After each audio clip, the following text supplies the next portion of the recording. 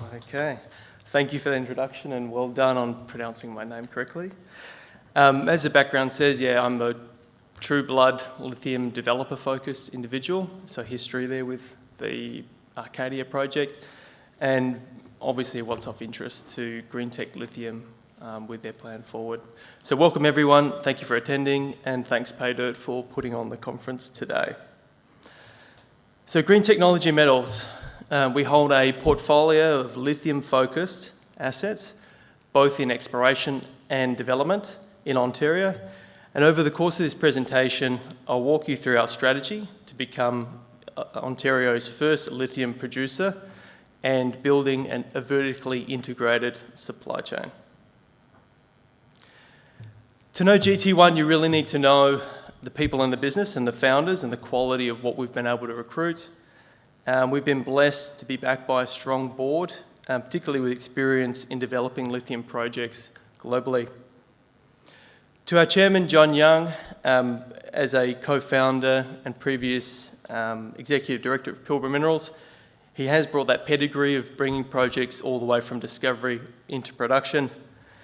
And then turning to Cam Henry, our non-executive director, being the founding managing director of Primero Group, one of the leading lithium producers in terms of EPC and obviously engineering work. To our third non-executive director, Pat Murphy. He's the managing director of AMCI Group in Australia. They're one of the leading and well-renowned mining finance firms with large-scale investments across Australia, Africa and North America. And lastly, Rob Longley, who's a highly experienced geologist, particularly with an understanding of our assets. We were acquiring them from Ardent, and he was the former CEO and MD of the group, which is quite helpful. The management team, it does boast a development and operational experience pedigree. Firstly, with our CEO, Luke Cox, who's actually arrived today from Canada. Thanks, Luke, for coming down. His experience was as mine manager for Wodgina, bringing that operational experience. And then over to our COO, Matt Herbert, who's ex-Fortescue Metals geologist by trade, but is a leader in his own right and leading our Canadian team. Myself, no introduction needed further, but just really here to bolster the team commercially as they go down that pathway to production. And then John Winterbottom, holding over 30 years experience in resource geology, so building mineral resource models. Quite a firepower there. And lastly, Nathan Sims, who's our exploration manager, who is a Thunder Bay local and brings that local knowledge to Ontario to our team. To the corporate snapshot, we've been listed for 15 months, and in that time we've been able to double Seymour's resource. We've advanced permitting. We've undertaken a detailed drill program across our two main assets. And we've also been able to attract significant attention from various strategic parties. We hold quite a tight register with strategic investors such as Lithium America Corp, who are a large-scale North American developer in their own right, owner of the Thacker Pass project in Nevada, but also of the Cauchari-Olaroz project in Argentina, just finishing their construction, about to enter operation. Lithium Americas Corp recently signed an offtake and $650 million US investment from General Motors, and obviously a key party for us moving forward. Moving on from there, we've got Primero as our second largest shareholder, or third largest shareholder, who's a leading engineering firm, and obviously AMCI through Pat, who is one of our founding shareholders, owning 9.9%. More recently, that our investment thesis has been validated by companies such as Waratah Capital, which is a leading clean energy fund. And more importantly, the board actually own over 7% of the stock on issue. So we do have that alignment with our investors. We are covered under research by two Australian firms, being Canaccord Genuity and Bell Potter for research, which reinforces really our backing of our strategy, but also the investment community behind it. So everyone's aware of the electric vehicle thematic. We've all spoken about it. We probably wish we didn't hear about it every day at the moment. But from my time in lithium over the past 5 years, and particularly what you've all seen, is that it does present a long-term growth opportunity for businesses who are prepared to go the way. The growth today has really been driven by China and secondary the European markets, with North America being a sleeping giant. Off the back of the Inflation Reduction Act and other government measures, that giant really has been awoken in the last 12 months and is positioned to see the highest level of growth and investment moving forward. The chart at the bottom left-hand corner of the slide illustrates the specific changes that are occurring in North America, particularly the move and the need to source local material, which unfortunately is having government and industry frantically running around to work out what they're going to do. But that's where GT1 comes into play with development-ready assets on their doorstep. So to the company overview, GT1 is strategically located in Canada, as I've mentioned, in the province of Ontario, one that is a stable operations, but also has an experience in developing mines. And we have one of the largest lithium ground holdings with over 10 projects and 56,000 hectares, covering some of the best greenstone belts in the region. Our flagship asset is Seymour. It's located just due north of Lake Nipigon, and it holds an existing JORC-compliant resource with a scoping study underway to really wrap some economics around that. That's due soon. Seymour is the most advanced asset and our primary focus that we're going to be immediately developing. But second off the rank is Root, located northwest of Seymour, and has drilling activities undertaken over the past 12 months, which are planned to include a mineral resource due in the coming weeks. After Seymour and Root, we have a large portfolio of exploration projects which have historic lithium work and also mineral occurrences, but have also been underexplored that we plan to target. We see these projects will feed into our eastern hub around Seymour and our western hub around Root, brought together by our operation hub in Thunder Bay that I'll touch on to shortly. One of the key considerations in building a project, and specifically for us, is the access to established infrastructure so that we may rapidly progress into production.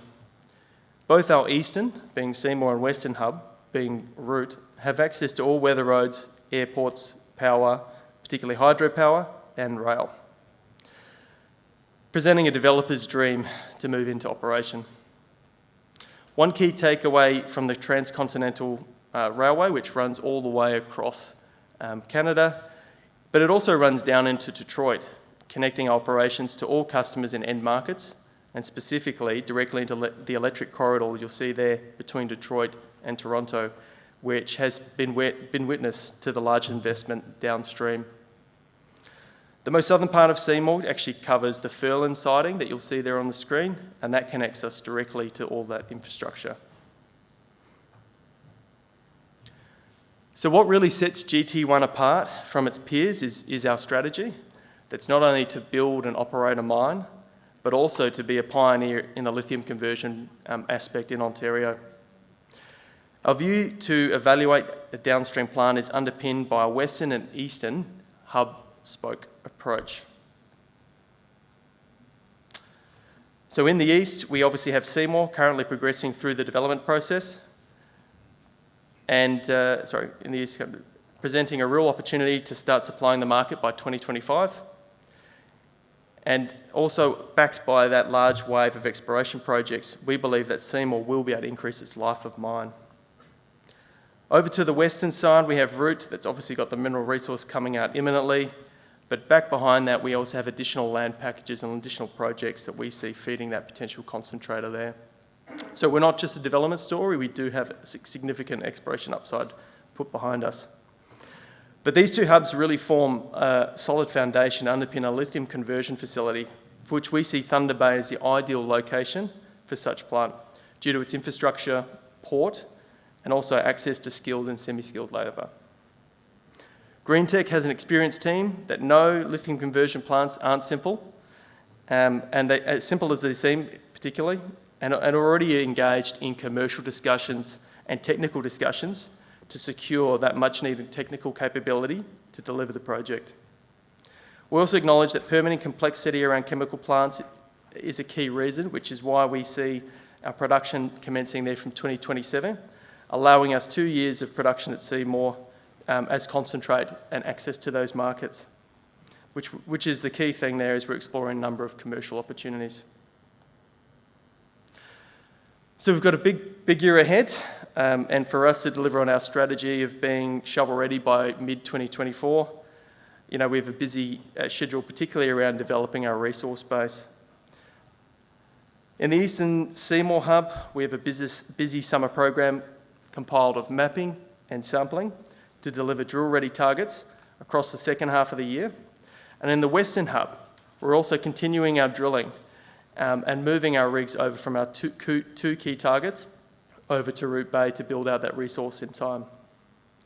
We're also conducting a strategic review of our portfolio to identify the new targets, and that review is underway to maximise our potential moving forward. Taking a closer look at the Eastern Hub and our flagship asset Seymour, it's easy to see that the exploration upside around our land package is present. Seymour currently has a resource of 10 million tonnes of the grade above 1%, but the exploration potential in the region looks to add to that quite significantly. We have the northern Seymour ground, which we pegged late last year, covering almost 10,000 hectares and covers the same greenstone belt which is where our current mineral resource can be found. So we're undertaking some mapping and geochem sampling work there currently. Then over to our recently acquired option ground at Junior Lake, where we've been undertaking mapping over the summer, but also with our site visit, we were able to identify multiple drill-ready targets there, which is what we're hoping to achieve in the Q3 of this year. Junior Lake does boast a rich history of lithium occurrences, not only through the geochemical work, but also its ability to add potentially to new near-term tonnes for Seymour through the recent drill data. Adjacent to Seymour, you'll see there, we have Falcon Lake, which we secured last year, and again, we'll have mapping and geochem work over the summer period being May, June and July. Moving across to our Western Hub, being Root, we're nearing completion of the Macomb and Morrison targets, so it's just finishing up, and we're transitioning over to our next major target being Root Bay, which to our information to date has really delivered promising channel sampling results and also is a now focus for us to target to grow that resource. Moving away from exploration and more into the fun part for me is development. So with this move in development, we already have made some large steps forward in our plan to produce during 2025. So to date, Seymour, we've already completed 2 out of the required 3 years of environmental permitting processes and undertaken HLS work, primarily the predictor for detailed test work of how your flow sheet will be designed. For that which we were able to identify that we can see dense media separation as the primary objective for recovering the spodumene out of the project, which means itself to lower OPEX, CAPEX, but also a shorter development time period as well.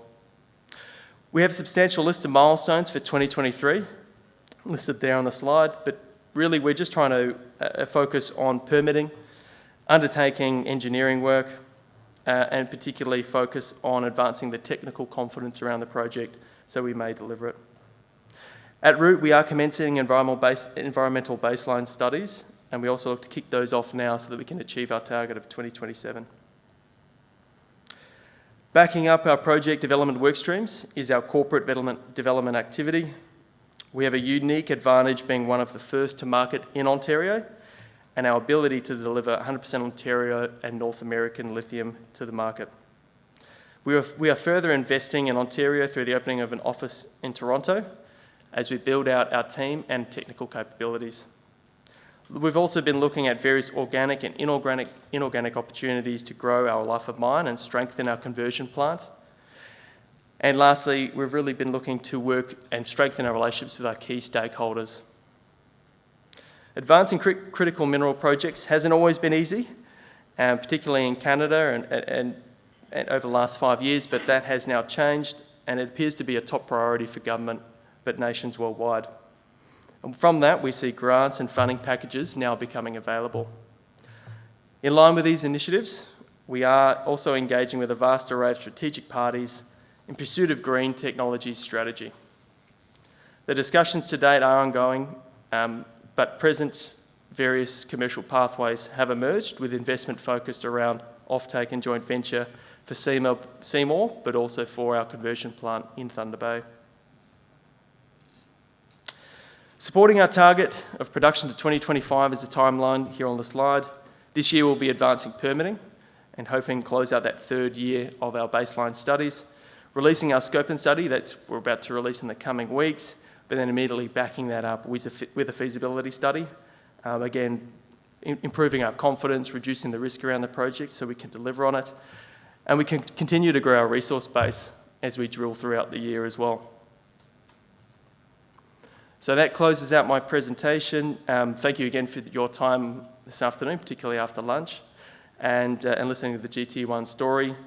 If you'd like to hear more about the company, you're welcome to come visit our booth, number 54, and see myself and my peers Jacinta and Amy there as well. Thank you.